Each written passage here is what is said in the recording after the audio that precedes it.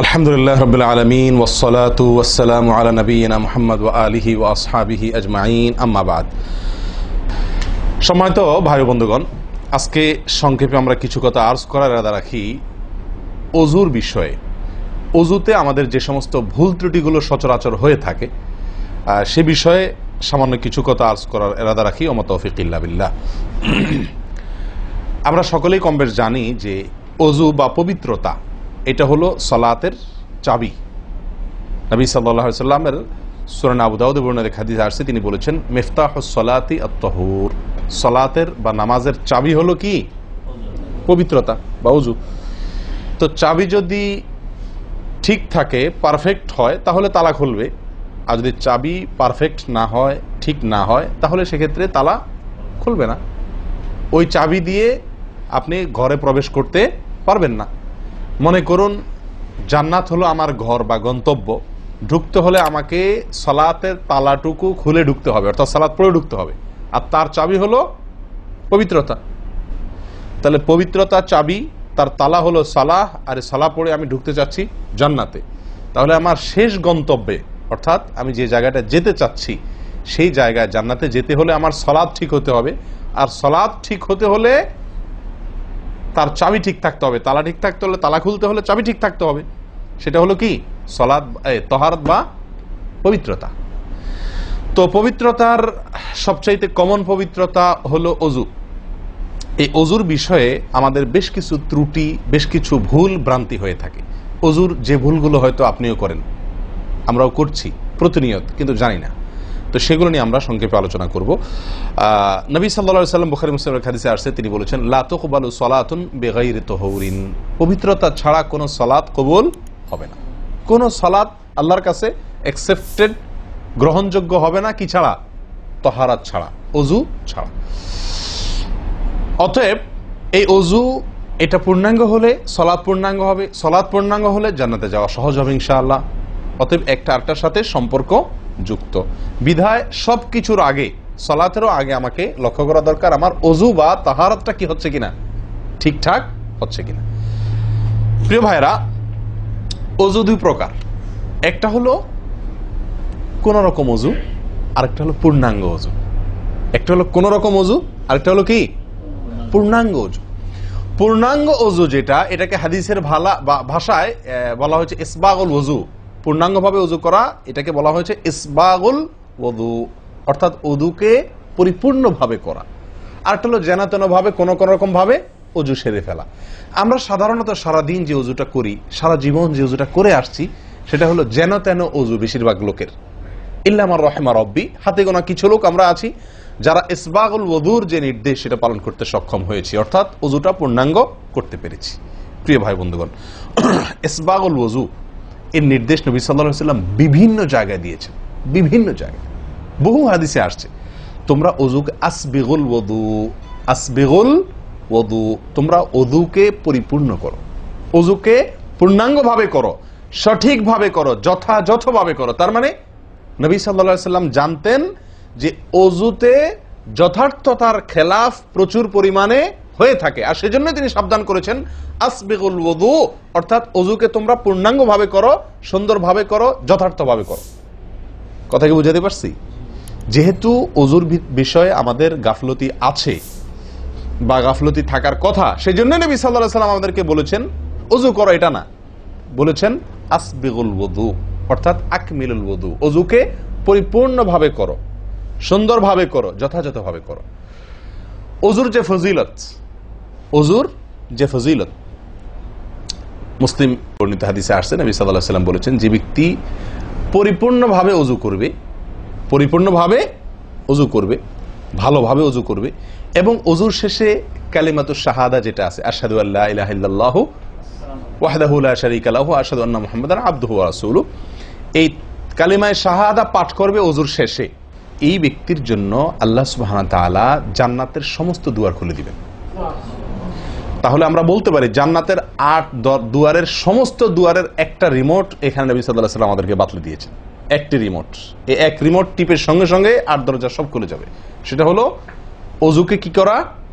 পরিপূর্ণভাবে করা, সুন্দরভাবে করা, এবং এর শেষে, উজুর শেষে কালিমাতুশ শাহাদা পাঠ করা, আশহাদু আল্লা ইলাহা ইল্লাল্লাহু ওয়াহদাহু লা শারীকা লাহু ওয়া আশহাদু আন্না মুহাম্মাদান আবদুহু ওয়া রাসূলুহু। আপনি পাঠ করলেন, জান্নাতের সমস্ত দুয়ার এর রিমোট যেন টিপ দিলেন। এই তিনটা কাজ করলেন মানে কি? জান্নাতের 8 দরজার একটি কমন রিমোটে টিপ দিলেন আপনি, সবগুলো পটপট খুলে যাবে, যে কোনো দরজা দিয়ে আপনি জান্নাতে দাখিল হতে পারবেন ইনশাআল্লাহ। প্রিয় ভাইরা, তাহলে হাদিস থেকেও বোঝা গেল যে যে কোনো দরজা দিয়ে ঢুকতে হলে ওযুটা হইতে হবে পরিপূর্ণরূপে ওযু, ইসবাগুল ওযু। অতএব ওযু আমার পরিপূর্ণ হচ্ছে কিনা এই বিষয়টা একটু যাচাই করা দরকার, কি দরকার না? প্রিয় ভাইরা, নবী সাল্লাল্লাহু আলাইহি ওয়াসাল্লাম সূরা আবু দাউদের এক হাদিসে বলেছেন, ইন্নাহা লা তাতিম্মু সলাতু আহাদিকুম হাত্তা ইউসবিগাল ওযুআ কামা আমারাহুল্লাহ। তোমাদের কারোর সালাত ততক্ষণ পর্যন্ত পরিপূর্ণ হবে না, সালাত ততক্ষণ পর্যন্ত সুন্দর হবে না, পূর্ণাঙ্গ হবে না, সালাতে পূর্ণতা আসবে না, যতক্ষণ না তোমরা ওযুকে ঠিক আল্লাহ যেভাবে করতে নির্দেশ করেছেন ওইভাবে পরিপূর্ণভাবে না করো। আল্লাহ সুবহানাহু ওয়া তাআলা যেভাবে ওযু করতে বলেছেন ওইভাবে পরিপূর্ণ রূপে ওযু না করা পর্যন্ত তোমাদের সালাত পূর্ণতা পাবে না। তাহলে সালাতের পূর্ণতা পাওয়ার জন্য ওযুটি হইতে হবে, ওযু না শুধু। আমরা জানি যে সালাতের জন্য ওযু করতে হয় না, ওযু করলেই শুধু সালাতের পূর্ণতা আসবে না, ওযুটা হইতে হবে আল্লাহ যেভাবে নির্দেশ করেছেন সেভাবে, যথাযথ উপায়ে এবং সঠিকভাবে। প্রিয় ভাইরা, এখন আসি আমরা ওযুতে কি ভুলগুলো আমাদের এমন হয় যেগুলো কারণে আমাদের ওযুর পূর্ণতা নষ্ট হতে পারে। তার ভিতরে 1 নম্বরের ভুল হলো, যেটি আমাদের হয়ে থাকে ওযুর ক্ষেত্রে অনেকেরই, সেটা হলো বিসমিল্লাহ পাঠ না করা। ওযুর শুরুতে কি পাঠ করতে হয়? বিসমিল্লাহ। আপনি যখন হাত ধুয়ে তো ওযু শুরু করবেন, 2 হাতের কবজি 2 হাতে ওযু শুরু করবেন না, প্রথম কাজ। তার আগে আপনি কি করবেন? বিসমিল্লাহ। বিসমিল্লাহ বলে হাত ধুয়ে তারপর ওযু শুরু করবেন।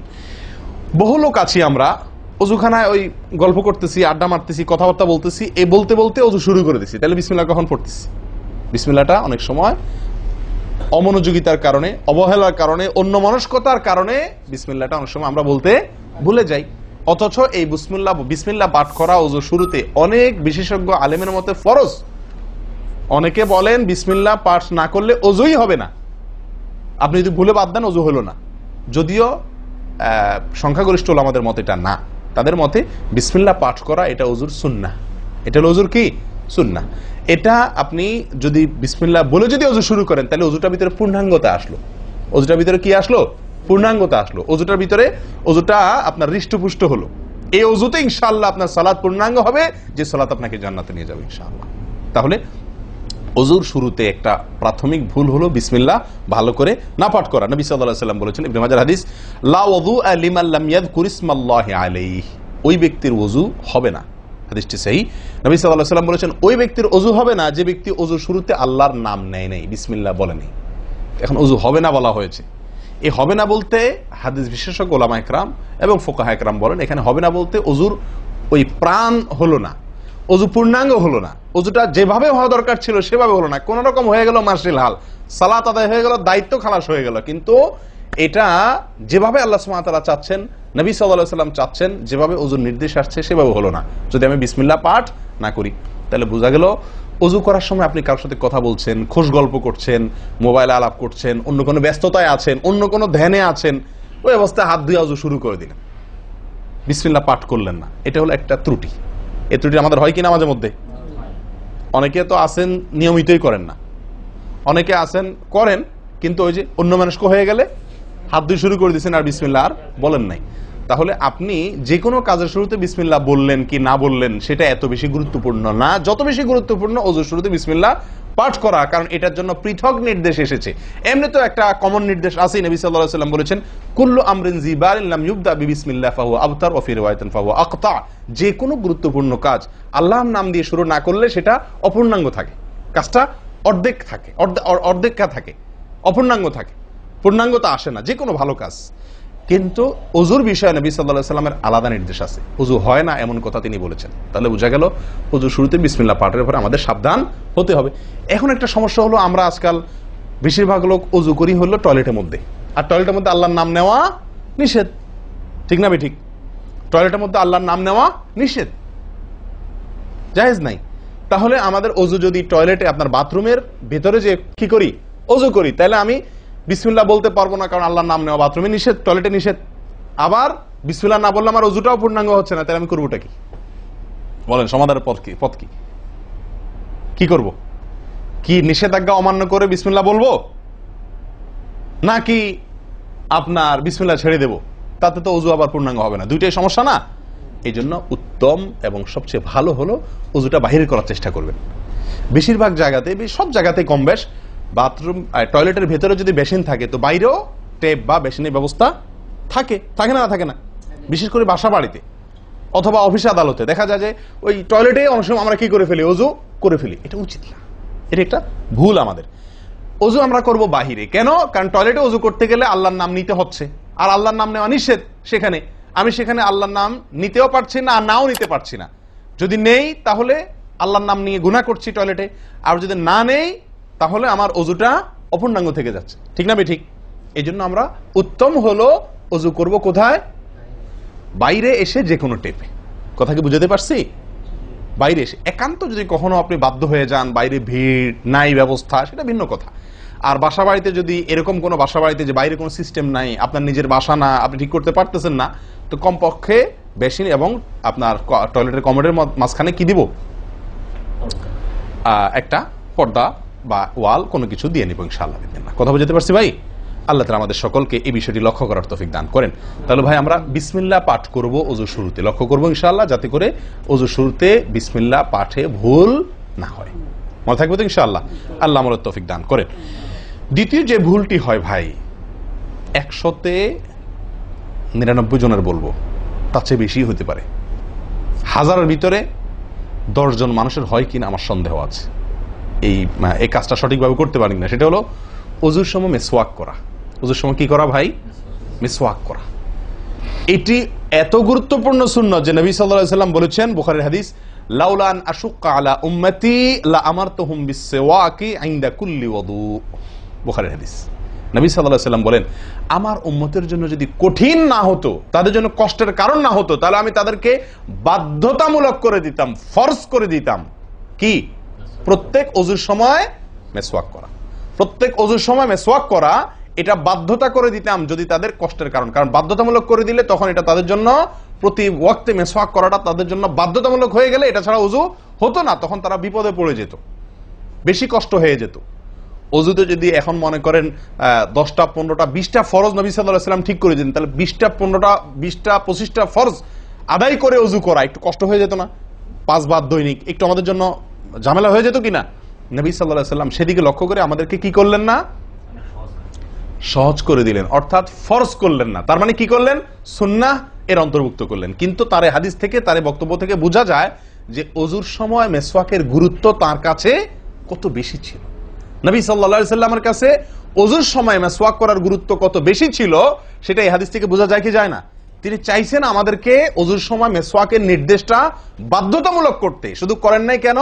আমাদের কষ্টের দিকে লক্ষ্য করি। এই হাদিস থেকে নবী সাল্লাল্লাহু আলাইহি ওয়াসাল্লাম যে চাচ্ছেন মনে প্রাণে আমরা যেন অজুর সময় মিসওয়াক করি, এটা বোঝা যায় কি যায় না?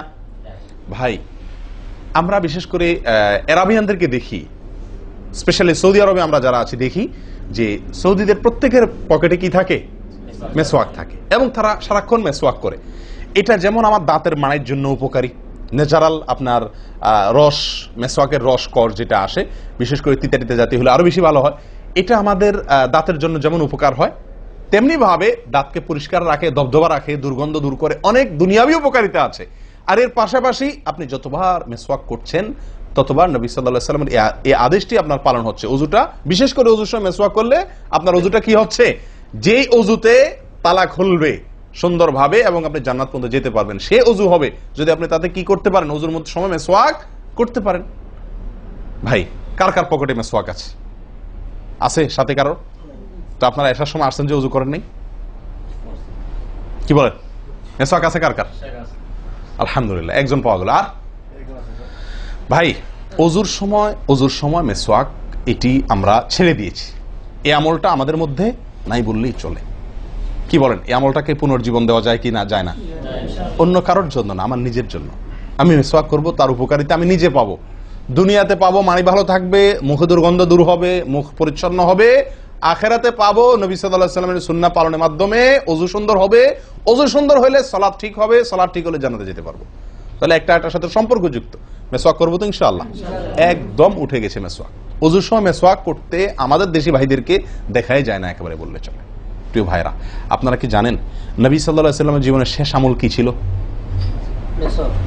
মেসওয়াক ছিল। নবী করিম সাল্লাল্লাহু আলাইহি ওয়াসাল্লামের জীবনের শেষ আমল, যে আমলের পরে আর কোনো আমলের সুযোগ পান নাই, এই আমলের পরে তিনি দুনিয়া থেকে বিদায় নিয়ে গেছেন। তার জীবনের লাস্ট আমল কি ছিল? মেসওয়াক। তিনি আয়েশা রাদিয়াল্লাহু তাআলা আনহার কোলে মাথায় রেখে শুয়েছিলেন মৃত্যুর ঠিক আগ মুহূর্তে। শরীরে আর শক্তি ছিল না মেসওয়াক চিবানোর মতো। নতুন মেসওয়াক চিবায়া ওটাকে নরম করবেন, এই শক্তিটা ছিল না। আল্লাহ রাসূল সাল্লাল্লাহু আলাইহি ওয়াসাল্লাম আয়েশা রাদিয়াল্লাহু তাআলা আনহাকে দিলেন, আয়েশা মেসওয়াকটা আমাকে একটু চাবায়া দাও। তিনি চাবায়া নরম করে দিলেন। এরপর নবী সাল্লাল্লাহু আলাইহি ওয়াসাল্লাম মেসওয়াকটা করলেন। বাস, এই মেসওয়াকের পরে তার মৃত্যু এবং এই মেসওয়াকের মাঝখানে আর কোনো আমল করার সুযোগ ছিল না। ভাই, কত গুরুত্বপূর্ণ আমল বোঝা উচিত। ওযুর সময় মেসওয়াকটা উঠে গেছে, আমরা কি করবো ইনশাআল্লাহ? সবসময় মেসওয়াক পকেটে রাখবো তো ইনশাআল্লাহ? ওযুর সময় মেসওয়াক কখন করবেন, এটা নিয়ে ওলামাদের দুটি মত পাওয়া যায়। বেশিরভাগ ওলামাদের মত এবং বিশুদ্ধ মত হলো কুলি করার সময় আমরা মেসওয়াক করব। কুলি করার সময় আপনি বিসমিল্লাহ বলে হাত ধুলেন, এরপরে কুলি করলেন। মেসওয়াক করতে হবে এভাবে, সোজাসুজি, উপরে নিচে না, পাশাপাশি, ঠিক আছে? মেসওয়াক দিয়ে এভাবে আপনি খুব বেশি সময় করার দরকার না, একটা ঘষা দেন উপরের মাড়িতে, আরেকটা ঘষা দেন নিচের দাঁতে, দিয়ে এবার একবার কুলি করে ফেলান, ঠিক আছে?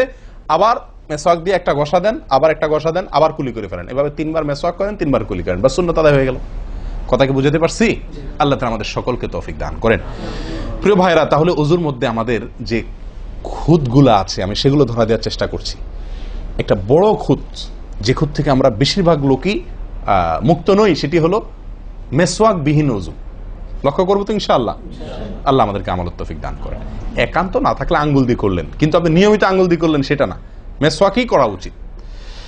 ভাই, 3 নম্বর যে ভুলটা আমাদের হয়ে থাকে সেটা হলো কুলির মধ্যে। দেখেন, প্রত্যেকটা কাজেই কিন্তু আমি একটা একটা করে আপনার দেখাচ্ছি ওযুর প্রত্যেকটা কাজে আমাদের ত্রুটিগুলো হয় কিভাবে। দেখেন, কুলির সময় ভুল হয়। কি ভুল হয়? কুলিটা যেভাবে করার কথা সেভাবে আমরা করি না। হাদিসে কুলির বিষয়ে নির্দেশ এসেছে, সেটাকে বলা হয়েছে মদমাদা। মদমাদা আরবি শব্দ, এটার বাংলা অর্থ হয় কুলি করা বা কুলকুচি করা বা কুলকুচা করা। এই কুলি বা কুলকুচা এটা হলো মুখের ভিতরে আপনি হাতের কষে করে পানি নিয়ে মুখে নাড়বেন, এরপরে ফেলবেন, আবার হাতে নিবেন, কিছু সময় নাড়বেন, 1 সেকেন্ড হোক 2 সেকেন্ড হোক, এরপরে ফেলবেন। এটা হলো কুলি বা কুলকুচা। আমরা বেশিরভাগ সময় এরকম করি আলহামদুলিল্লাহ। যখন ব্যস্ত থাকি, যখন হুলস্থুল থাকে, কোনো সময় কোনো কাজের তাড়া থাকে, তখন অনেক সময় আমরা কি করি? হয় কি না হয় না? মুখে নিলাম আর ঢাললাম, মুখে নিলাম আর ঢাললাম। আমি জানি না আপনাদের হয় কিনা এরকম। আমি দেখছি এরকম অনেক সময় হয়। আপনারা একমত কিনা? নিলাম মানে ব্যস্ততার কারণে, হয়তো জামাত শেষ হয়ে যাচ্ছে বা অন্য কোনো কারণ আছে, অথবা দেরিতে আসছি, তো তখন মুখের ভিতর নেওয়া আর ফেলাও, নেওয়াও আর ফেলাও, এতে কুলি হবে না। হাদিসে যে কুলির নির্দেশ আসছে সেই কুলি হবে না। এটা মুখে পানি দিলেন আর বাইর করলেন, এটাতে কুলি হইতে হলে আপনাকে মুখে পানি দিবেন, নাড়বেন। ভাই, কুলিটা কেন করতে বলা হয়েছে? মুখের ভেতরটা কি করার জন্য? পরিষ্কার করার জন্য। আপনি যদি মুখে পানি নেন আর বাইর করেন, তাহলে কি মুখ পরিষ্কার হবে? আপনাকে তো মিনিমাম 1-2 সেকেন্ড হলেও নাড়তে হবে জিনিসটা, পানিটা, তাহলে আপনার মুখটা কি হবে? পরিষ্কার বা পরিচ্ছন্ন হবে। আল্লাহ তাআলা আমাদেরকে আমলের তৌফিক দান করেন। ভাই, তাহলে কুলির ত্রুটিটা বুঝতে পারছেন তো? তাড়াহুড়া করে অনেক সময় মুখে পানি নিয়ে ফেলে দিই আমরা, এটা করা যাবে না। নাম্বার 4, নাকে পানি দেওয়া। দেখেন, একটা একটা করে দেখেন, প্রত্যেকটাতে ত্রুটি আছে। আল্লাহুল মুস্তাআন। নাকে পানি দেওয়া, নাকে পানি দেওয়ার যে নির্দেশ আসছে হাদিসে, এটাকে বলা হয় ইস্তেনশাক। ইস্তেনশাক, ইস্তেনশাক আরবি ব্যাকরণ অনুযায়ী এটা বাবে ইস্তিফআলের মাসদার বা ক্রিয়ামূল, যেটার মধ্যে এক্সট্রা ভাবে টানা, আকর্ষণ করার অর্থ যার মর্মের ভিতরে আছে। তো ইস্তেনশাক শব্দের মূল অর্থ হলো পানি টানা, নাকে পানি টানা। আমরা নাকে পানি টানি না, দেইও না। ধান খেতে পানি দেওয়া হয়, আর লাল শাকের খেতে পানি ছিটানো হয়, ঠিক না ভাই? ঠিক। লাল শাক বা মূলার শাকের খেতে পানি ছিটানো হয়, আর ধান খাত বেশিরভাগ ইরি ধান ইত্যাদি এই সমস্ত ধান খেতে পানি দেওয়া হয়। তাহলে দেওয়া আর ছিটানো বেশ কম আছে কি নাই? একটা হলো দেওয়া, একটা হলো ছিটানো, আর একটা হলো টানা। টানা হলো এ ক্লাসের অজুতে নাকে পানি টানবেন, বি ক্লাসের অজুতে নাকে পানি দিবেন, থার্ড ক্লাসের অজুতে নাকে পানি ছিটাবেন। আমি কি বুঝতে পারছি? তো আমরা বেশিরভাগ লোক থার্ড ক্লাসের অজু, সারা জীবন থার্ড ক্লাসের অজু করি। আপনি থার্ড ক্লাসের অজু করে আপনি জান্নাতে যাবেন? ফার্স্ট ক্লাসে থাকেও তো যাইতে কঠিন হয়ে যায়। আপনি থার্ড ক্লাসের উজু করে কিভাবে আপনি সালাতের ইয়ে খুলবেন, তালা খুলবেন, কিভাবে আপনি জান্নাতে যাবেন? অতএব ভাই, এই নাকে পানি দেওয়ার বিষয়ে সাবধান থাকতে হবে। দেখুন, নিয়ম হলো আপনি হাতের কোষে পানি নিয়ে নাকে ধরলেন, নাকে ধরে হালকা কি করবেন? টান দিবেন, হালকা টান দিবেন, হালকা টান। কারণ একটু জোরে টান হয়ে গেলে সেটা কি হয়ে যাবে? নাকের তালুতে উঠবে, আপনার কষ্টের কারণ হবে। শরীয়ত আপনাকে কষ্ট দিতে চায় না, শরীয়ত আপনাকে কষ্ট দিতে চায় না। আল্লাহ সুবহানাহু ওয়া তাআলা চান না আমরা কোনো কষ্টে নিপতিত হই। অতএব আমি এমন জোরে টান দেবো না যে নাকের তালুতে উঠে, কিন্তু হালকা একটু টান দেবো যাতে করে অন্তত সামান্য একটু ভেতরে পানিটা যায়। নাকে পানি দেওয়ার উদ্দেশ্য আর কুলি করার উদ্দেশ্য এক। নাকে পানি দেওয়ার উদ্দেশ্য হলো নাকের ভেতরের যে ময়লাগুলা, ধারে কাছে যে ময়লাগুলা আছে, এগুলো যেন পরিষ্কার হয়ে যায়। আল্লাহর দরবারে দাঁড়াবো পরিচ্ছন্ন হয়ে, পবিত্র হয়ে। হ্যাঁ, এই জন্য নাকে পানি দেওয়ার নির্দেশ আছে। এখন আপনি যদি নাকে পানি কোষ নিয়ে ধরে একটু হালকা টান দেন, তাহলে ভিতরে কিছুটা পানি যাবে কি যাবে না? এটা আপনাকে করতে হবে। নাম্বার 2, এটা যদি আপনি করতে কষ্ট হয়, টান দিলে, আপনি আস্তে টান দিলেও উপরে উঠে যায়, তো দরকার নেই। তাহলে আপনি কি করেন? নাকে পানি দেন। নাকে পানি কিভাবে দিবেন? নাকটাকে অন্তত পানির মধ্যে কি করে রাখেন? চুবাই রাখেন, 1 সেকেন্ড চুবাই রাখেন। কিছু দূর পানি যাবে কিনা? আমি কি বুঝতে পারছি? আমরা অনেকে বিশেষ করে আমি দেখছি ওযু করার সময় নাকে পানি ছিটান। কিভাবে পানি ছিটান? ওই যে কষে করে পানি নিয়ে, লক্ষ্য করছেন আপনারা? এভাবে নিয়ে এরকম মারে পানিটা, এরকম মারলে সেটা কি হলো? ছিটানো হলো। হাদিসে যে ইস্তেনশাকের কথা বলা হয়েছে সেটা হলো না। আপনি সারা জীবন ওযু করলেন, অথচ আপনার কখনো নাকে পানি দেওয়ার সুন্নাহটি আদায় হলো না। সারা জীবন, আজীবন আপনার ওযুটি হয়ে গেল সুন্নাহ ছাড়া। আমি কি বুঝতে পারছি? অতি প্রিয় ভাই বন্ধুগণ, এই বিষয়টা খুব লক্ষ্য রাখতে হবে যে নাকে পানি দেওয়ার ক্ষেত্রে আমাদের ত্রুটি হয়, পানিটা ভেতরে যায় না। অনেক সময় আমরা ছিটা দেই, বা অনেক সময় দিলেও কোন রকম দিয়েই ছেড়ে দিই। দিয়ে ছেড়ে দিলে তো হবে না, আপনার ভেতরে অন্তত যতদূর সম্ভব ততদূর পানিটা, এই নরম অংশটা তত নিতে হবে, আপনি উপরে উঠানোর দরকার নেই। আমি কি বুঝতে পারছি? এটা একটা ত্রুটি হয় ওযুর ক্ষেত্রে। দেখুন, ওযুটা পূর্ণাঙ্গভাবে কি হচ্ছে না, কত ভাবে দেখেন। প্রিয় ভাইরা, এটা গেল একটা ভুল ইস্তেনশাকের বিষয়। এই বিষয়ে নবী সাল্লাল্লাহু আলাইহি ওয়াসাল্লাম একটা আলাদা নির্দেশ আছে দেখেন, যাতে আমরা নাকে পানি দেওয়াটা ভালোভাবে করি। উনি হয়তো জানতেন বা দেখছেন যে মানুষ নাকে পানি দেওয়াতে গাফলতি করে, ত্রুটি করে, ওই যে ছিটাছিটির কাজ করে। তিনি বলেছেন, সহিহ বুখারীর হাদিস, না আফওয়ান আবু দাউদের হাদিস, নবী সাল্লাল্লাহু আলাইহি ওয়াসাল্লাম বলেছেন, আসবিগিল ওযুআ, ওই একই কথা, তোমরা ওযুকে পরিপূর্ণভাবে করো। ওয়াখাল্লিল আসাবি' ওয়া বালিগ ফিল ইস্তিনশাক ইল্লা আন তাকুনা সাইমান। নাকে পানি দেওয়ার সময় খুব ভালোভাবে নাকে পানি দিবা তোমরা। যদি তুমি রোজাদার হও তাহলে ভিন্ন কথা, তাহলে খুব বেশি ভালো করে নাকে পানি দিতে যেও না, কারণ তখন পানি উপরের দিকে উঠে গলা হয়ে তোমার পেটে যেতে পারে, রোজা ভঙ্গ হতে পারে। আমি কি বুঝতে পারছি? তাহলে আপনি নাকে পানি দিবেন, কিন্তু আপনি কি করবেন না, রোজাদার হলে তখন শুধুমাত্র ভালোভাবে নাকে পানি দিতে পারবেন না। আর এছাড়া অন্য সময় কি করবেন? নাকে পানি দেওয়ার ক্ষেত্রে ভালোভাবে দিতে বলা হয়েছে। ভালোভাবে দেওয়ার মানে কি? ছিটাইলে হবে? কোন রকম দিলে হবে? টান দিবেন, না পারলে অন্তত যতটুকু সম্ভব নাক চুবায়া আপনি ভেতরে পানিটা কিছু দূর হলেও নেওয়ার চেষ্টা করবেন। লক্ষ্য রাখবেন তো ইনশাআল্লাহ। আল্লাহ আমাদেরকে সকলকে আমলের তৌফিক দান করেন। প্রিয় ভাইয়েরা, তাহলে নবী সাল্লাল্লাহু আলাইহি ওয়াসাল্লামের নির্দেশ আছে আলাদা, যে তোমরা নাকে পানি দেওয়ার ব্যাপারে কি করবে? ভালোভাবে নাকে পানি দিবে। আল্লাহ আমাদেরকে আমলের তৌফিক দান করেন। আরেকটি ভুল ভাই, নাকে পানি দেওয়া একটা আমল, নাক ঝাড়া আরেকটা আমল। নাকে পানি দেওয়া এটা একটা নির্দেশ, আর নাক ঝাড়া আরেকটা নির্দেশ। আমি কি বুঝতে পারছি? কুলি করা একটা আমল, হাত ধোয়া একটা আমল, হাতের কবজি পর্যন্ত 2 হাতের বিসমিল্লাহ বলা, তারপর তো এটা আছেই। এরপরে মেসওয়াক করা একটা আমল, কুলি করা আরেকটা সুন্নাহ, কুলির পরে নাকে পানি দেওয়া বা নাক দিয়া পানি টানা আরেকটা আমল, এরপরে নাক ঝাড়া আরেকটা আমল। আমি কি বুঝতে পারছি? নাক ঝাড়া এটাকে বলা হয় হাদিসের ভাষা ইস্তিনসার। ইস্তিনসার, ঝাড়া। এই নাক ঝাড়ার ক্ষেত্রে বিরাট ভুল হয় ভাই। ভুল, সবচেয়ে বড় ভুল তো এটা যে নাক ঝাড়াটা অনেকে ঝাড়েই না, ওই যে ছিটায় দেয় বস শেষ। নাক ঝাড়াটা ঝাড়তে হয় এটা অনেকে জানেনই না, করেনই না এটা। আবার অনেকে করেন তো মাঝে মধ্যে করেন, কিন্তু নাক ঝাড়াটা করা উচিত। যতবার নাক দিয়ে টান দিলেন না, এরপরে হালকা আঙ্গুল দিয়ে চাপ দিয়ে আপনি ওইটাকে প্রেসার দিয়ে নাকটা পরিষ্কার করবেন। কথা কি বুঝাতে পারছি? আবার নাকে পানি দিলেন, আবার পরিষ্কার করলেন, আবার নাকে পানি দিলেন, আবার পরিষ্কার করবেন। ভাই এটা হলো নাক ঝাড়া। এই বিষয়ে নবী সাল্লাল্লাহু আলাইহি ওয়াসাল্লামের নির্দেশ আছে। দেখুন সহিহ বুখারীতে আসছে, তিনি বলেন ইযাস্তাইকাযা আহাদুকুম মিন মানামিহি, যদি কেউ ঘুম থেকে উঠে, যদি কেউ ঘুম থেকে উঠে ফাতাওয়াদ্দা, এরপরে সে ওযু করতে যায়, ফালিয়াস্তানসির সালাসান, তাহলে সেই জন্য 3 বার নাক ঝাড়ে, নাক পরিষ্কার করে। কেন? ফাইন্নাশ শাইতানা ইয়াবিতু আলা খাইশুমিহি, কারণ নাকের যে বাঁশি উপরের ছিদ্র, এই জায়গাটায় শয়তান রাত্রি যাপন করে। শয়তানের বেডরুম আপনার নাকের বাঁশি, বুঝতে পারছেন?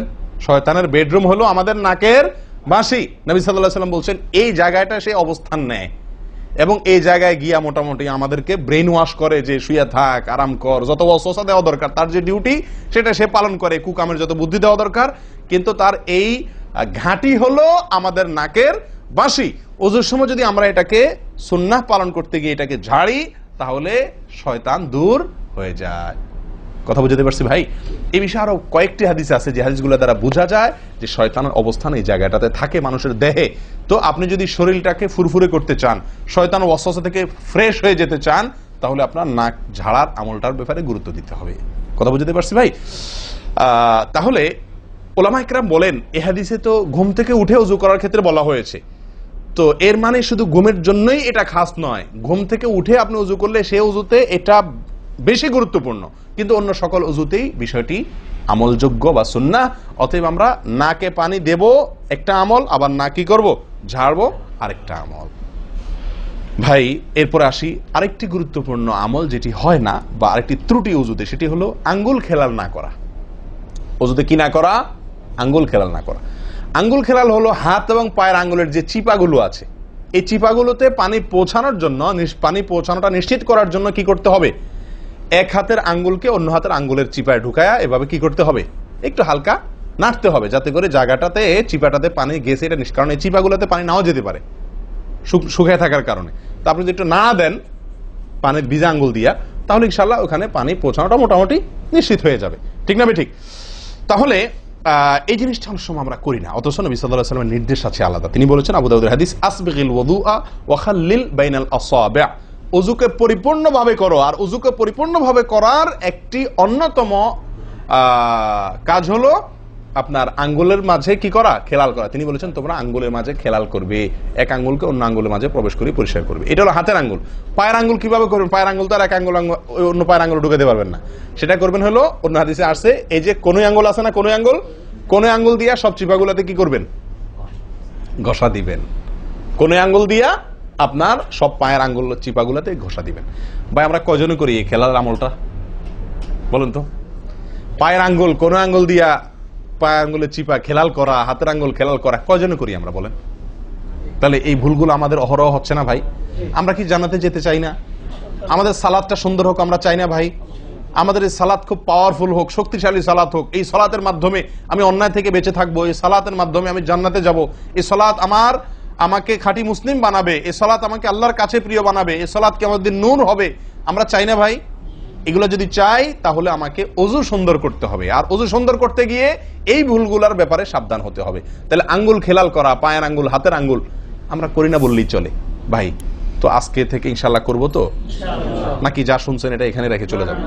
ভাই যদি পরিবর্তন না করেন, পরিবর্তন যদি আমরা না করি নিজেদেরকে, ওয়াল্লাহি সারা জীবন ওয়াজ শুনবো, কি লাভ বলেন? সময়টা নষ্ট। আপনি যদি এই কথাগুলোর উপরে আমলের চেষ্টা না করেন, নিজের জীবনে ফিট না করেন, এই ভুলগুলাকে ওযু করার সময় মাথায় রেখে এই ভুলগুলাকে আপনি দূর না করেন, তাহলে সেক্ষেত্রে এই শোনার কোনো লাভ হলো না। করবো তো ইনশাআল্লাহ। আল্লাহ সুবহানাহু ওয়া তাআলা আমাদের সকলকে সচেতন মুমিন হওয়ার তৌফিক দান করেন। সচেতন মুমিনের পরিচয় হলো মুমিন তার প্রত্যেকটা ভুলকে শিখবে, সংশোধন করবে, শিখবে, সংশোধন করবে।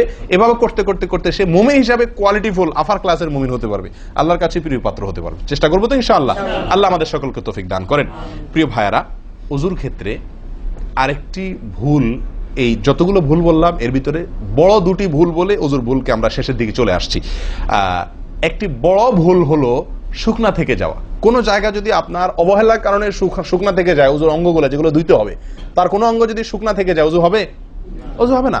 এক ব্যক্তি ওজু করে আসছেন, নবী সাল্লাল্লাহু আলাইহি ওয়াসাল্লাম দেখেছেন তার ওজুর কোন জায়গা শুকনা আছে, তিনি বললেন যাও আবার ওজু করো, তোমার ওজু হয় নাই। তিনি তাকে পুনরায় ওজু করাইছেন। কেন? তার ওজু সঠিকভাবে হয় না, শুকনা রয়ে গেছে। অনেক সময় দেখা যায় আমাদের অনেক ভাই ওজু করেন, ওজু করলে বেশ কিছু জায়গা, বিশেষ করে যে কোন জায়গাটা, এই জায়গাটা দেখা যায় শুকনা থাকে, এই যে কানের লতির এই যে জায়গাটা, এখানে দেখা যায় একটু কি থাকে, শুকনা থাকে, কপালের দিকে দেখা যায় শুকনা থাকে। এই জায়গাগুলো অনেক সময় দেখা যায়, বহু লোককে দেখা যায় ওজু করে আসছে এখানে শুকনা, এখানে শুকনা, পায়ের গোড়ালি গিরা এই জায়গাগুলোতে শুকনা। কারণ হলো ওই যে অবহেলা করে ওজু করছে, কোন রকম ওজু করছে, ওজুটা যেভাবে করা দরকার সেভাবে করে নাই। ভাই এই জিনিসটা আপনার লক্ষ্য করা দরকার কি দরকার না? ওজুই হবে না। এই যে ভুলগুলো বললাম এগুলা হলে আপনার ওজু হয়ে যাবে, কাগজে কলমে ওজু হয়ে যাবে। কিন্তু এখনকার যে ভুলটা বললাম, যদি শুকনা না থাইকা যা আল্লাহ মাফ করেন, তাহলে কাগজে কলমে ওজু হবে না, কাগজে কলমেও কি হবে না, ওজু হবে না। এত জঘন্য, সাবধান থাকা দরকার কি দরকার না? আল্লাহ তাআলা আমাদেরকে সাবধান হওয়ার তৌফিক দান করেন। ভাই আরেকটি বড় ভুল, এটাও বিশাল বড় ভুল, সেটা হলো পানি অপচয় করা। পানি অপচয় করা, আল্লাহ মাফ করেন, এটা থেকে মুক্ত আমরা কেউই না বোধ হয় এই যুগে। পানি অপচয় ওজুর সময়, ভাই আমাদের ওজুতে কত পানি লাগে। আপনি যদি, আমরা তো বেশিরভাগ লোক এখন ট্যাপে ওজু করি না, আপনি যে ট্যাপটা ব্যবহার করেন ওই ট্যাপের নিচে যদি একটা কি রাখেন, বালতি রেখে দেন, আপনি ওজু করার শেষে লক্ষ্য করে দেখেন একটা খালি বালতি যদি রাখেন কি পরিমাণ পানি পড়বে আনুমানিক? প্রায় এক বালতির মতো হয়ে যাবে না? সুবহানাল্লাহ, 50-100 জন লোকের ওজুর পানি এটা। নবী সাল্লাল্লাহু আলাইহি ওয়াসাল্লামের ওজুর পানির পরিমাণটুকু হাদিসে আসছে ভাই। এক গ্লাস পরিমাণ পানি দিয়ে তার কি হয়ে যেত, ওজু হয়ে যেত। এক গ্লাস পানির প্রয়োজন হতো না নবী সাল্লাল্লাহু আলাইহি ওয়াসাল্লামের ওজুতে, গোটা ওজুতে। আর সেখানে এক গ্লাস তো আমাদের শুধু কিসেই লাগে, হাত ধুতেও এক গ্লাস হয় কিনা সন্দেহ, এক হাতেও হয় কিনা এক গ্লাস ধুতে সন্দেহ। ভাই হাসির বিষয় না, এটা খুব জঘন্য অপরাধ, জঘন্য অপরাধ। আল্লাহ সুবহানাহু ওয়া তাআলা কোরআনে কারীমের ভিতরে কি বলেছেন? ইন্নাল মুবাযযিরিনা কানু ইখওয়ানাশ শায়াতিন, শয়তানের ভাই। হারাম পানি অপচয় করা, পানি অপচয় করা। সাহাবা একরাম জিজ্ঞেস করছেন, ইয়া রাসূলুল্লাহ, আমরা তো কেউ বলবো ভাই এই যে নির্দেশ নিষেধ এগুলো তো সাহাবীদের যুগে পানির টানাটানি ছিল, মরুভূমি এলাকার লোক ছিল, তখনকার বোধহয় সমস্যা। ভাই এখন তো আমাদের যুগে আলহামদুলিল্লাহ কি আছে, প্রচুর পরিমাণে পানি আছে, পানির তো অভাব নেই আল্লাহর ফজলে। আমরা কেউ হয়তো মনে করি যে অনেক পানি আছে, এখন বোধহয় আর এই এত টানাটানি করে ওযু করার প্রয়োজন নাই। আমি বলবো না ভাই, এটা ভুল। সাহাবা একরাম জিজ্ঞেস করছেন নবী সাল্লাল্লাহু আলাইহি ওয়াসাল্লামকে, ইয়া রাসূলুল্লাহ, যদি আমরা সমুদ্রে থাকি, নৌকায় যাচ্ছি, জাহাজে যাচ্ছি, সমুদ্রে পানির কোনো অভাব নাই, সেখানে পানি ব্যবহারের ক্ষেত্রেও কি আমাকে হিসাব করে করতে হবে? অতিরিক্ত করলে হিসাব দিতে হবে? নবী সাল্লাল্লাহু আলাইহি ওয়াসাল্লাম হাবাচক উত্তর দিয়েছেন। ও ভাই, তাহলে বোঝা গেল যে পানি ট্যাঙ্কিতে আছে, আপনার লাইনে পানি আছে, এই জন্য আমি পানি অপচয় করার অনুমতি আমাকে শরীয়ত দেয় নাই। অতিরিক্ত পানি ব্যবহার করলে আমাকে হিসাব দিতে হবে। সবচেয়ে উত্তম, সবচেয়ে ভালো হয় ভাই, আপনি যদি সম্ভব হয় বদনা বা কোনো জগ ইত্যাদিতে, মগ ইত্যাদিতে আপনি ওযু করেন, সবচেয়ে ভালো। টেপের মধ্যেই বেসিনে একটা মগ রেখে দিলেন, ওইটা দিয়া ঢেলে ঢেলে আপনি ওযু করেন, তাহলে পানি অপচয় হওয়ার সম্ভাবনা সবচাইতে কম। ট্যাপ ছেড়ে দিয়ে যে আমরা ওযু করি, আমরা যেভাবে ওযু করার কথা বলছি, এই যে মেসওয়াক করতে হবে, এরপরে কুলি করতে হবে, নাকে পানি দিতে হবে, আবার নাক ঝাড়তে হবে, এই কাজগুলো করতে একটা গ্যাপ হয় না, গ্যাপ। এই গ্যাপের সময় যদি আপনি টেপে ওযু করতেই হয়, তাহলে গ্যাপের সময় টেপ বন্ধ করতে হবে। আমি কি বুঝতে পারছি? গ্যাপের সময় টেপ বন্ধ করে এরপর আপনি মেসওয়াক করেন, টেপ বন্ধ করে এরপর আপনি নাক ঝাড়েন। আপনি টেপের পানি পড়তেছে, এদিকে আপনি অন্য কাজ করতেছেন, তাহলে এটা অপচয়ের গুনাহ হয়ে যায়। ভাই আমি ওযু করছি ইবাদত করার জন্য, ওযু করছি আল্লাহ সুবহানাহু ওয়া তাআলাকে সন্তুষ্ট করার জন্য, আবার কাজ যেটা করতেছি ওযুর মধ্যে পানি অপচয় করে, সেটা হলো শয়তানের ভাইয়ের কাজ, শয়তানের কাজ। তাহলে শয়তানের কাজ করে আল্লাহকে খুশি করা যাবে ভাই? এই ওযুতে আল্লাহকে খুশি করা যাবে? এই ওযুতে আল্লাহ সন্তুষ্ট হবেন? ওযু করলে নবী সাল্লাল্লাহু আলাইহি ওয়াসাল্লাম বলেছেন, দিনে 5 বার ওযু করলে, একটা মানুষ 5 বার গোসল করলে যেরকম তার শরীরে ময়লা থাকে না, একটা মানুষ দিনে 5 বার 5 ওয়াক্ত সালাতের জন্য ওযু করলে ওই লোকের অন্তরে বা ওই লোকের ভেতরে গুনাহ থাকে না, আল্লাহ তাকে গুনাহ থেকে পরিচ্ছন্ন করে দেন, পবিত্র করে দেন, ধুয়ে পরিষ্কার করে দেন 5 বার ওযু করার মাধ্যমে। ও ভাই, ওযু আমাকে পরিষ্কার করে দিবে, আমাকে পবিত্র করে দিবে, আমাকে পরিচ্ছন্ন করে দিবে, আমাকে সাফ করে দিবে। কখন? যদি ওযুটা আমি সুন্দরভাবে করি। আমার অজুতে যদি এত বড় ভুল হয় যে পানি অপচয় করে আমি হারামে লিপ্ত হই, গুনাহে লিপ্ত হই, তাহলে আমার সে অজু আমাকে পরিচ্ছন্ন করবে না, পবিত্র করবে না, সুন্দর করবে না, আল্লাহকে সন্তুষ্ট করা যাবে না। প্রিয় ভাইরা, আমি আবারও বলছি, এই ভুল থেকে আমরা কেউ মুক্ত নই। আল্লাহ মাফ করুক, ইল্লা মার রাহিমা রব্বি, হাতে গোনা দুই একজন ছাড়া আমরা কেউ মুক্ত নই ভাই। উজু করার সময় পানি অপচয়, আজকে টেপের যে কালচার, এই টেপ ছেড়ে আমাদের উজু করা, এটা জঘন্য একটি ভুল। যদি টেপটা আমি ছেড়ে রাখি, হ্যাঁ আপনি উজু করছেন, বন্ধ করে নিচ্ছেন, আবার দরকার হচ্ছে চালাচ্ছেন, এটা হলে ঠিক আছে। আপনি যদি এটা করতে যান পাবলিক অজুখানাতে, হয়তো পিছন থেকে কেউ আপনাকে তাড়া মারবে, আরে ভাই তাড়াতাড়ি করেন, দেরি করতেছেন, মারুক ভাই তাড়া, সে তাড়া মারুক, কিন্তু আপনার উজুটা কি করতে হবে? আপনাকে কোয়ালিটিফুল উজু করতে হবে। আল্লাহ তাআলা আমাদেরকে সে উজু করার তৌফিক দান করেন। উজুর ক্ষেত্রে আরেকটা ভুল হলো ভাই, চাপাচাপি করে উজু করা, উজু ধরে রাখা, চাপাচাপি করে উজু ধরে রাখা, এই ভুলটা প্রচুর পরিমাণ হয়, বিশেষ করে শীতের দিনে। গরমের দিনে আলহামদুলিল্লাহ ওয়াজ করার দরকার হয় না, মনে না মানে উজু দরকার না হলে উজু করি আমরা, ঠিক আছে না, বিশেষ করে এই মরুভূমি এলাকাতে, গরমের জায়গাতে। কিন্তু শীতের দিন আসলে সুবহানাল্লাহ, আসরের উজুতে চেষ্টা করি টেনে টুনে আসা পর্যন্ত নিয়ে যাওয়ার জন্য, ঠিক না ঠিক? একটা চেষ্টা থাকে যে আসরের উজুতে মাগরিব গেছে, যেহেতু পেশাবের বেগ আছে, বায়ুর বেগ আছে, বাথরুমের বেগ আছে, তো একটু চাইপা চুপা যদি ধরে রাখতে পারে, এসাটা হয়ে গেলে এসা বড় তারা উজু করা লাগলো না, খালাস, উজু করাতে বেঁচে গেলাম ঠান্ডার দিনে, ঠিক না ঠিক? এই অলসতাটা আমরা অনেকে করি কি করি না, এটা উচিত না। উজুর ক্ষেত্রে এটা একটা বড় ভুল। প্রথম কথা হলো, আপনি যদি পেশাবের বেগ থাকে, বায়ুর বেগ থাকে, আপনি সালাতে দাঁড়ালে সালাতে মনোযোগ সেভাবে হবে না। সালাতে যেরকম মনোযোগ দরকার, আল্লাহর সঙ্গে আপনার যেটা মানে বান্দার সঙ্গে গোলামের যে একটা বিনয় প্রকাশের ব্যাপার আছে, সেটা হবে না যদি আপনার কি থাকে, অজুর মধ্যে ওই প্রেসার থাকে, পেশাব বা পায়খানার বেগ থাকে। ভাই মানুষ যে কোনো কাজেই, ভালো কাজ মনোযোগ দিয়ে করতে হলে পেশাব পায়খানার বেগ থাকলে করা যায়? তাহলে আপনার সালাতের ভিতরে খুশু খুশু কিভাবে আসবে? আপনার সালাত, যে সালাত আপনাকে সফলতা এনে দিবে, যে সালাত আপনাকে জান্নাত পর্যন্ত নিয়ে যাবে, সেই সালাতের জন্য তো খুশু খুশু দরকার, আপনার মনোযোগ দরকার, আপনার স্থিরতা দরকার। স্থিরতা তো আসবে না যদি আপনার মন থাকে টয়লেটে, আপনি আছেন মসজিদে, দেহ আছে মসজিদে, মনটা আছে টয়লেটে, তাহলে তো এই সালাত পূর্ণাঙ্গ হবে না। এই জন্য ভাই চাপা চাপি করে অজু ধরে রাখা, এটা অজুর ক্ষেত্রে আরেকটা বড় ভুল, এটা করা যাবে না। যারা চাপাচাপি করে অজু ধরে না রেখে অজু ছুটতেছে, ছেড়ে দেয়, এরপরে যা উজু করে আসে, এদের জন্য বিশাল বড় পুরস্কার আছে, বিশাল বড় পুরস্কার, একটি নয়, তিনটি পুরস্কার। নবী সাল্লাল্লাহু আলাইহি ওয়াসাল্লাম বলছেন, মুসলিমের হাদিস, আলা আদুল্লুকুম মা ইয়ামহুল্লাহু বিহিল খাতায়া ওয়া ইয়ারফাউ বিহিদ দারাজাত। নবী সাল্লাল্লাহু আলাইহি ওয়াসাল্লাম বলেন যে, আমি কি তোমাদেরকে বলে দিব না যে কোন আমলটি মানুষকে তার ভুল ত্রুটিগুলো আল্লাহ তাআলা মাফ করে দেন এবং আল্লাহর কাছে তার মর্যাদা, গ্রেড বাড়তে থাকে, ইমানদার হিসাবে তার গ্রেড বাড়ে এবং আল্লাহ ভুল ত্রুটি মাফ করেন। কোন আমলের মাধ্যমে? তোমাদের কি বলে দিব না? সাহাবা ইকরাম বললেন, বালা ইয়া রাসূলুল্লাহ, হ্যাঁ ইয়া রাসূলুল্লাহ, আপনি বলে দিন। তখন নবী সাল্লাল্লাহু আলাইহি ওয়াসাল্লাম বললেন, ইসবাগুল wudu'i আলাল মাকারিহ, ইসবাগুল wudu'i আলাল মাকারিহ।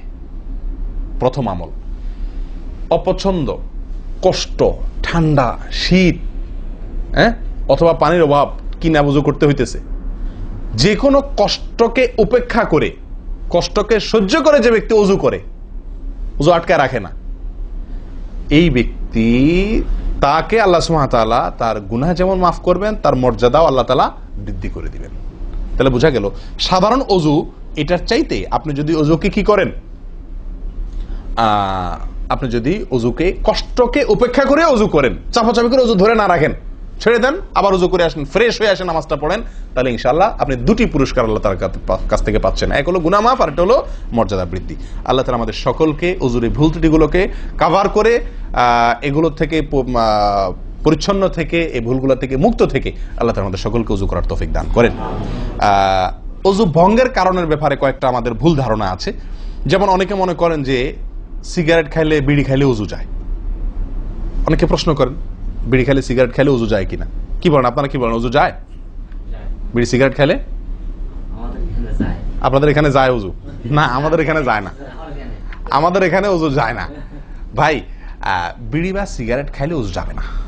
অজু যাওয়ার সাথে বিড়ি বা সিগারেটের সম্পর্ক না, ধূমপানের সাথে অজু যাওয়ার সম্পর্ক না। তাহলে আপনারা কেউ বলবেন, তাহলে হুজুর, তাহলে তো বিষয়টা, তাহলে বোঝা গেল ধূমপানটা তাহলে এত বড় কিছু না। আপনি যেরকম সোজা করে দিলেন যে ধূমপান করলে কি যাবে না, ওযু যাবে না। আমরা তো জানতাম এটা মারাত্মক কোনো বড় অপরাধ, এটা করলে ওযু যাবে না। আপনি বলতেছেন ওযু যাবে না, তাহলে তো বোধহয় এটা ছোট অপরাধ না ভাই। ওযু যাবে না তো আমল যাবে, ঈমান যাবে। ওযু গেলে তো কোনো ব্যাপার ছিল না, ওযু যাওয়া কোনো দোষের কিছু ভাই। একজনের ওযু আছে, তার বায়ু আসছে, ওযু গেল। একজনের ওযু আছে, পেশাব করলে ওযু চলে গেছে, তার কোনো দোষ করছে সে? আপনারা বুঝেন না আমার কথা? ওযু চলে গেলে সেটা কি দোষের কিছু? তাহলে এটা তো আমার বড় কিছু না, দোষের কিছু না। বিড়ি খাইলে, সিগারেট খাইলে ওযু যাবে না তো? ওযু যাওয়া তো দোষের কিছু না। এর চেয়ে বড়টা যাবে, তাকওয়া যাবে। কি যাবে? তাকওয়া ছুটে যাবে, মুত্তাকির খাতা থেকে নাম কাটা যাবে। বুঝেন না কথা? নেক আমলদারের খাতা থেকে নাম কেটে যাবে, গুনাহগার হবে, গুনাহে লিপ্ত হলো সে। ওযু ভাঙলে তো দোষের কিছু হতো না, ভুল তেমন কোনো ক্ষতির কিছু হতো না, কিন্তু তার চাইতে বড় ক্ষতি হবে। কিন্তু ওযু ভাঙবে না বলে তাহলে কি সিগারেট খায় ডাইরেক্ট মসজিদে চলে আসবো? না, সেটা জায়েজ নাই। সিগারেট যদি খান, এই বদ অভ্যাস যদি থাকে, হারামে লিপ্ত হওয়ার অভ্যাস থাকে, আল্লাহ হেফাজত করুক, সবাইকে ফিরে আসার তৌফিক দান করুক। কমের পক্ষে মুখকে ভালো করে ফ্রেশ করে পরিষ্কার করে ব্রাশ করে মেসওয়াক করে দুর্গন্ধ দূর করে তারপর মসজিদে আসবেন। কথা বুঝে আসছে? যাতে অন্য মানুষ কষ্ট না পায়। অনেকে মনে করেন হাঁটুর উপরে কাপড় উঠলে ওযু ভেঙে যায়, ঠিক না? ঠিক। আপনারা কি বলেন? আপনাদের দেশে ওযু ভাঙেনি? আপনাদের এখানে ভাঙে? আচ্ছা, ভাঙতে পারে। কোন কোন এলাকাতে হাঁটুর উপরে ওযু কাপড় উঠলে কি করে? ওযু ভাঙে। এটা অনেকে বলেন যে ভাই সতর যদি খুলে যায়, হাঁটুর উপরে কথা না, সতর খুলে গেল, কেউ ওযু করার পরে উলঙ্গ হয়ে গেল কাপড় পাল্টাতে গিয়া বা কোনো কারণ, এক কথায় ওযুর পরে যদি সতর খুলে যায় ওযু ভাঙবে না।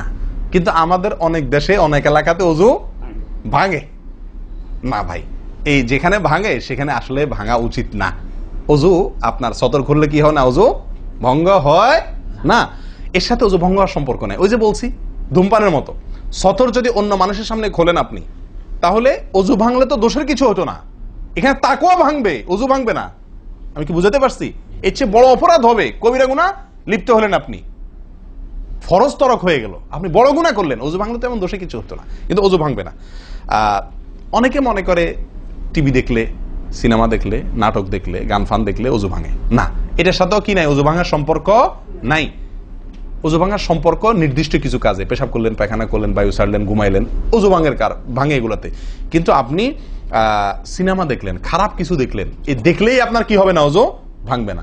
হ্যাঁ, একটা কথা ঠিক যে আপনি এই যে কাজগুলোর কথা বললাম, আপনি সিগারেট খাইলেন, আপনি আল্লাহ মাফ করেন কোন হারামে লিপ্ত হলেন, আপনি সতর খুললেন মানুষের সামনে, আপনি সিনেমা দেখলেন, টিভিতে খারাপ হারাম কিছু দেখলেন, তাহলে কি করতে হবে?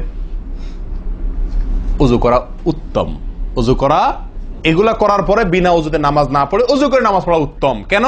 কারণ ওযু করলে আল্লাহ সুবহানাহু ওয়া তাআলা কি করেন? গুনাহ খাতা মাফ করে দেন। তাহলে আপনি যে অপরাধ করলেন সেটা মাফ করে নামাজে আসলেন ফ্রেশ হইয়া, ওটা ভালো। কিন্তু ওযু ভেঙে যাবে এরকম না। মহিলারা বাচ্চাদেরকে দুধ দিলে অনেকে মনে করেন কি হয়? ওযু ভাঙে। আসলে কি না, বাচ্চাদেরকে দুধ খাওয়ালে কি হবে না? ওযু ভাঙবে না। কথা বুঝাতে পারছি? এরকম কিছু ভুল ধারণাও আছে। যাই হোক, ওযুতে যে ভুলগুলো হয়ে থাকে আমি আবার বলে দিচ্ছি এক নজরে। এক, আপনার বিসমিল্লাহ না বলা, শুরুতে বিসমিল্লাহ ভুলে যাওয়া বা না বলা, এটা ভুল। আরেকটা হলো মেসওয়াক না করা, কুলি করার সময় মেসওয়াক না করা, এটা কমন ভুল হয়ে গেছে। 3 নম্বর হলো কুলিটা সুন্দরভাবে না করা, পানিতে মুখে পানি কোষ করে নিয়ে এরপরে কিছু সময় মুখের ভিতরে করে নাড়াতে হবে। না নাড়ানো, এটা আরেকটা ভুল। নিয়ে ফেলে দিলাম তাড়াহুড়া করে, এটা আরেকটা ভুল। 4 নম্বর হলো আপনার নাকে পানি ছিটাই আমরা, এটা আরেকটা ভুল।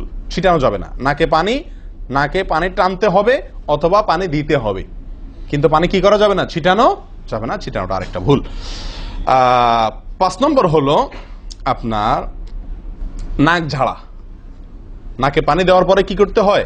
নাক ঝাড়তে হয়। আবার দেখেন ডানে বামে লোকজন দেখে ঝাড়েন, বিশেষ করে উজুখানাতে যদি করেন উল্টাপাল্টা আপনার নাক ঝাড়া, মার খাইয়েন না। তখন আমার কথা বলেন না আমার যে মৌলভী সাহেবের ওয়াজ শুনে আমি মার খাইছি। দেখেন নাক ঝাড়ার সময় দেখে শোনা, আশপাশে দেখে নিজের নিয়ন্ত্রণে রেখে নাক ঝাড়াবেন, কিন্তু ঝাড়তে হবে। ঝাড়াটা একটা সুন্নাহ আমল, এটি বিলুপ্ত হওয়ার পথে। 6 নম্বর হলো ভাই আঙ্গুল খেলাল করা। কি করা? আঙ্গুল খেলাল করা। এটা উঠে গেছে। পায়ের আঙ্গুল খেলাল করতে হবে, কোন আঙ্গুল দিয়ে হাদিসে আসছে, আর হাতের আঙ্গুল এগুলা দিয়া, কারণ এগুলাতে জাহান্নামের আগুন প্রবেশ করবে যদি এগুলো শুকনা থাকে, সালাত হবে না। এরপর আসি 7 নম্বর